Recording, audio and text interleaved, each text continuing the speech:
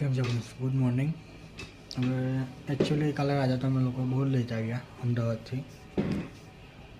હવે તમને કહેવા એટલું જ માગું છું, અહીંથી ગયા અમે લોકો સવારે 4 વાગે ઉઠીને સવારે 7 વાગે ટ્રેન પકડી.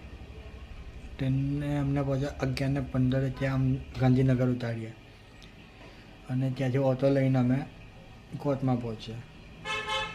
હવે કોર્ટમાં જઈને અમે કશું કંઈ કામ નથી કર્યું, ખાલી કંઈ ગયા ને વકીલે કીધું ક્યાં જઈને હાજરી ભરાવી લો ને બસ એટલું કહીને અમે લોકોએ રિટર્ન આવવાનું હતું.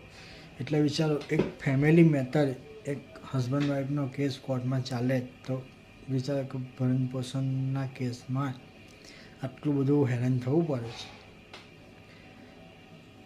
તો અહીંથી એક જવાનો ગાડી લઈને જઈએ આપણે તો એવું સમજો કે 5,000 રૂપિયા આપણા ખર્ચો થઈ.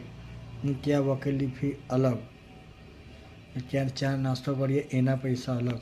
એટલે વિચારી લેજો, કોઈ પણ એવું પગલું ના ભરો જેનાથી કોર્ટ કચેરીના ચક્કર કાપવા પડે.